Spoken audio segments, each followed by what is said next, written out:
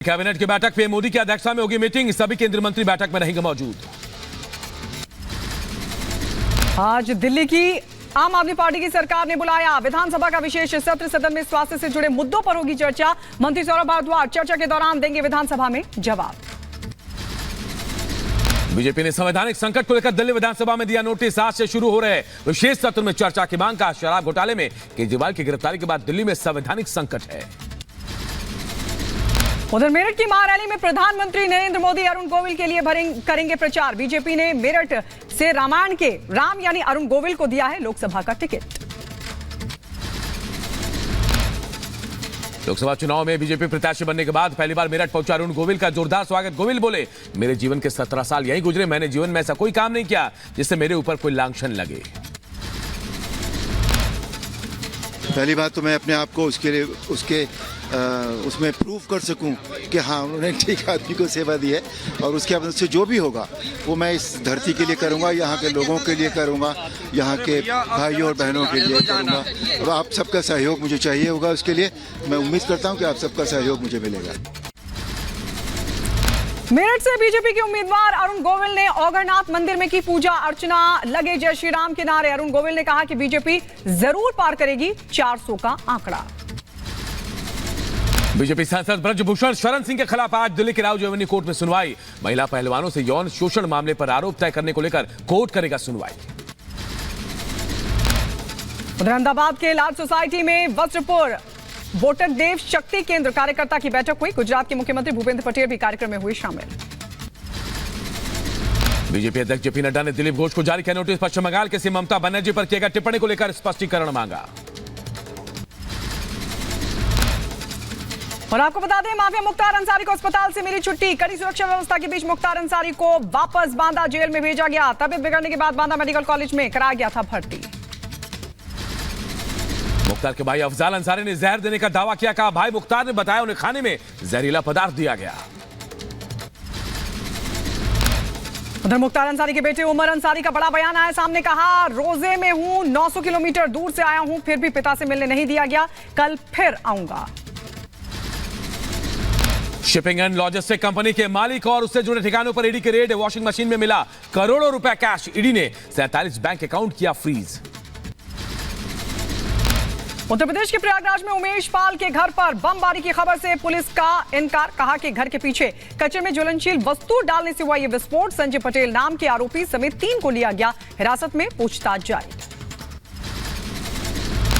जम्मू कश्मीर के पुंछ में ग्रेनेड हमला। सरकारी अस्पताल के पास अटैक। दीवारों पर नजर आए विस्फोट के निशान। पुंछ में हमले के बाद पुलिस और सेना के जवान मौके पर पहुंचे। सीसीटीवी के जरिए हमलावरों की तलाश लगातार जारी। 16 मार्च को राजौरी में देर रात हुआ था विस्फोट। यूपी के बदायूं में दोपहिया वाहन की गाड़ी से टक्कर। स्कूटी सवार की मौके पर मौत। पुलिस ने शव को पोस्टमार्टम के लिए भेजा। उत्तर प्रदेश के बहराइच मेडिकल कॉलेज में हुआ हादसा। नई बिल्डिंग की लिफ्ट में घंटों फंसा रह गया। तीमारदार 1 घंटे की मशक्कत के बाद निकाला गया बाहर। यूपी के बदायूं में हादसा। करंट लगने से युवक की मौत। परिवार में मचा कोहराम। उत्तर प्रदेश के आगरा में चलती कार बनी आग का गोला। धू-धू कर जली कार हुई राख। कार सवारों ने कूदकर बचाई अपनी जान। यूपी के बुलंदशहर में रफ्तार का कहर। ट्रक ने कार को मारी टक्कर। 1 महिला की मौत, 4 घायल। उधर उत्तर प्रदेश के बहराइच में आवारा कुत्तों का कहर। 7 साल की मासूम बच्ची पर किया गया हमला। बच्ची के शरीर पर आई गंभीर चोटें। जिला अस्पताल में चल रहा है इलाज।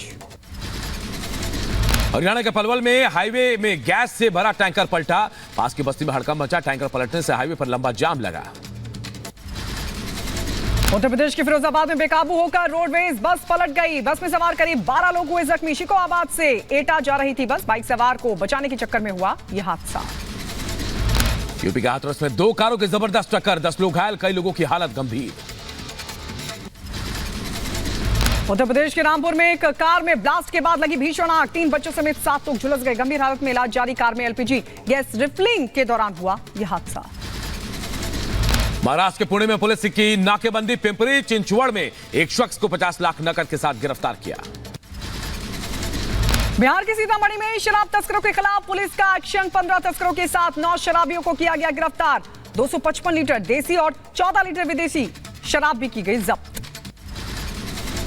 यूपी के बुलंदशहर में अवैध तमंचा फैक्ट्री का भंडाफोड़, 18 बने तमंचा कारतूस समेत एक शख्स को पकड़ा गया।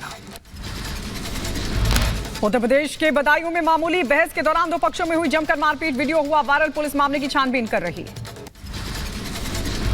बिहार के सीतामढ़ी में दंपति के बदमाशों ने की पिटाई, दोनों गंभीर रूप से हुए घायल, शिकायत मिलने पर पुलिस मामले की छानबीन में जुटी। उत्तर प्रदेश के बहराइच में संदिग्ध परिस्थितियों में युवक की मौत का मामला आया सामने, परिजनों ने पड़ोसी पर लगाया हत्या का आरोप, पुलिस मामले की कर रही है जांच। बिहार के सीतामढ़ी में एक महिला और उसके 2 साल के बच्चे की गला दबाकर हत्या, परिजनों ने ससुराल वालों पर लगाया हत्या का आरोप, आरोपी हुए फरार। उत्तर प्रदेश के शाहजहांपुर में दो पक्षों में हुआ खूनी संघर्ष, दोनों तरफ से ताबड़तोड़ फायरिंग, एक की मौत, कई की हालत गंभीर। यूपी के जौनपुर में 2 गुटों में जमकर मारपीट, लाठी डंडों से एक दूसरे पर किया गया हमला, 7 लोग घायल। कर्नाटक के चित्रदुर्ग में ऑनलाइन सट्टेबाजी में इंजीनियर ने गंवाए 1.5 करोड़ रुपए, लेनदारों से तंग आकर इंजीनियर की पत्नी ने की खुदकुशी, पीड़ित पिता ने पुलिस में दर्ज करवाई शिकायत। बिहार के सीतामढ़ी में महिला और बच्चे की गला दबाकर हत्या, ससुराल वालों पर दहेज की मांग को पूरा न करने पर हत्या करने का आरोप। उत्तर प्रदेश के बदायूं में डीजे बजाने को लेकर हुई मारपीट, जख्मी महिला की मौत हो गई, परिवार का आरोप, फोन पर भी हत्या की धमकी दे चुके थे आरोपी। यूपी के अम्बेडकर नगर में दबंगों का उपद्रव, गांव में राइफल लेकर दहशत फैलाने का वीडियो वायरल, पुलिस ने एफआईआर दर्ज की। बिहार के मुजफ्फरपुर में बाइक चोर गिरोह का हुआ खुलासा, कई चोरों को किया गया गिरफ्तार, दूसरे गिरोह को चोरी की बाइक करते थे सप्लाई।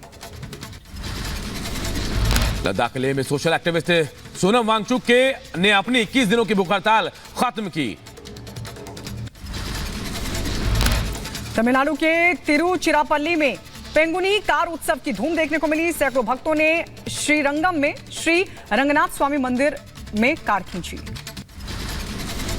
यूपी के शाहजहांपुर में एम्बुलेंस से एक शख्स पहुंचा सामुदायिक केंद्र, लड्डू गोपाल को चोट लगने की कही बात। उधर रामकृष्ण मठ के संत और रामकृष्ण मिशन अध्यक्ष स्वामी स्मरणानंद जी महाराज जी का निधन हुआ, बेलूर मठ में आज रात 9 बजे स्वामी स्मरणानंद जी का अंतिम संस्कार होगा। रामकृष्ण मिशन अध्यक्ष स्वामी स्मरणानंद महाराज जी का निधन पर पीएम मोदी ने जताया दुख, कहा स्वामी जी का जीवन हम सब के लिए प्रेरणा स्रोत। अयोध्या में हर रोज 1 से 1.5 लाख भक्त कर रहे हैं दर्शन, श्री राम जन्मभूमि तीर्थ क्षेत्र के सचिव चंपत राय का बयान। जम्मू कश्मीर के गुरेज में बीआरओ की टीम को कामयाबी, 38 दिनों बाद गुरेज घाटी से बर्फ हटाने का काम हुआ शुरू। जम्मू कश्मीर के श्रीनगर में पर्यटकों का लगा जमावड़ा, इजरायली सेना ने गाजा पट्टी पर हमास के ठिकानों पर किया हमला, आईडीएफ का दावा, पिछले एक दिन में 60 से अधिक हमास के ठिकाने ध्वस्त किए गए। उधर इजरायल और हमास के बीच जारी है जंग, गाजा पट्टी में पैराशूट के जरिए गिराई गई खाद्य सामग्री। इजरायली सेना का दावा, हमास पर हमले के दौरान मारा गया सीनियर कमांडर। इजरायल की राजधानी तेल अवीव में लोगों का प्रदर्शन, गाजा में बंधक बनाए गए लोगों की रिहाई की उठाई गई मांग। अमेरिका की एनटीबीएस ने जारी किए पुल के क्षतिग्रस्त होने के बाद का वीडियो, जहाज के ऊपर और पानी पर तैरता नजर आया पुल का टूटा हिस्सा। अमेरिका के मैरीलैंड में जहाज के टकराने से पुल ढहा, सिंगापुर के जहाज पर 22 भारतीय थे सवार।